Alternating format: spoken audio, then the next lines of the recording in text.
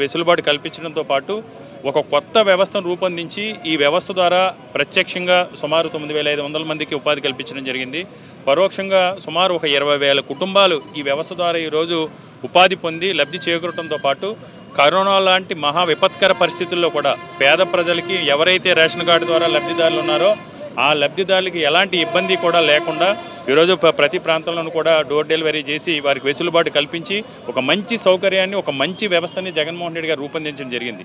జగన్మోహన్ రెడ్డి గారు రూపొందించిన ఈ వ్యవస్థ ద్వారా ఉపాధి ఉద్యోగ అవకాశాలు పొందడంతో పాటు దేశవ్యాప్తంగా కూడా పక్క రాష్ట్రాల నుంచి కూడా ఆంధ్రప్రదేశ్ రాష్ట్రంలో ఏదైతే ఈ వెహికల్స్ ద్వారా రేషన్ డోర్ డెలివరీ జరుగుతుందో ఈ వ్యవస్థపై అధ్యయనం చేసి మిగతా రాష్ట్రాల్లో కూడా ఇంప్లిమెంటేషన్ చేయడానికి కూడా ప్రయత్నించడం జరిగింది. అలాంటి ఒక అద్భుతమైన వ్యవస్థని కేవలం ఒక రాజకీయ కోణంలో జగన్మోహన్ రెడ్డి గారికి ఎక్కడ పేరుస్తుంది, ఈ వెహికల్స్ అన్నీ కూడా రోడ్డు మీద జరుగుతుంటే ప్రజలు జగన్మోహన్ రెడ్డి గారు చేసిన సంక్షేమాన్ని, జగన్మోహన్ రెడ్డి గారు అందించిన సుపరిపాలనని, జగన్మోహన్ రెడ్డి గారు వారి ప్రజలు చేసిన మేలు ప్రజలకు గుర్తుకొస్తుంది.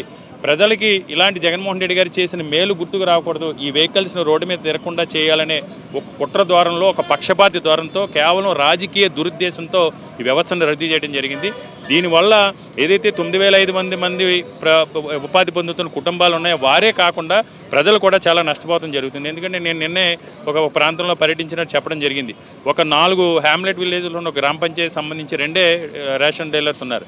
అక్కడ సుమారు 2.5 కిలోమీటర్లు కాలినడకని వెళ్ళి రేషన్ తెచ్చుకోవాల్సిన పరిస్థితులు ఉన్నాయి. ఈరోజు అలాంటి పరిస్థితులు లేవు.